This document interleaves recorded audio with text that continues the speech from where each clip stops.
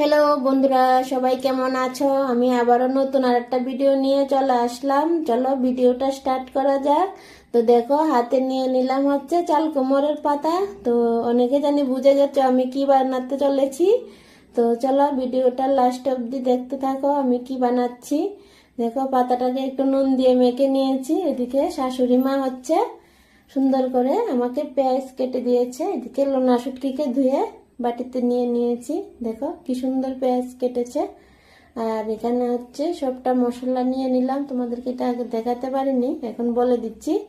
একটু হলুদ, নুন, আর হচ্ছে কাঁচা তেল, আর হচ্ছে একটু সামান্য জিরার গুঁড়া, নুন আর শুটকিটা দিয়ে এগুলিকে ভালো করে মিক্সড করে নিয়েছি। আর এদিকে পিঠালিটাকে বলে ব্যাটার বানানোর জন্য এখানে একটু চালের গুঁড়া, হলুদ, একটু মরিচের গুঁড়া নিয়ে নিয়েছি। তো আমার মাখাটা কমপ্লিট হয়ে গেছে। এখন পাতার মধ্যে পুরটা ভরে দিচ্ছি। দেখো, চুটকি টুটকি দিয়ে আবার পাতাটাকে এভাবে মুড়িয়ে দিচ্ছি। একদমই সিম্পল। তো তোমরাও এমন বানিয়ে খাবে।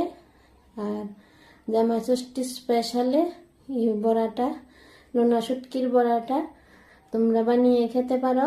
তো আমার ব্যাটারটা রেডি। এখন বড়াটা এক এক করে ভেজে নেব।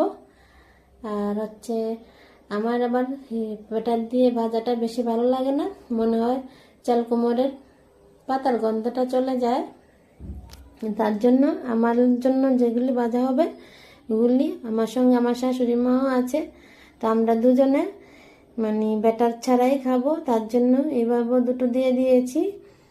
তো আমার চাল কুমড়োর পাতার রেসিপিটা তোমাদের কেমন লাগলো, যেমন যেটা হলো লোনার পোড়া, তো তোমরা কমেন্টে জানাবে। আর কে কে এই বছর খেয়েছো কমেন্টে জানাবে। আর হচ্ছে আমার রেসিপিটা তোমাদের কেমন লাগলো ওইটাও জানাবে।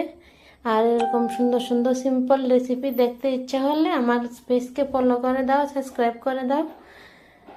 এই আর কি বলবো, তোমরাও বানিয়ে খাবে। আর নয়তো আমাদের বাড়িতে চলে আসো, বানিয়ে খাওয়াবো। টাটা সবাইকে, দেখা হবে নতুন কোনো ভিডিওর সাথে।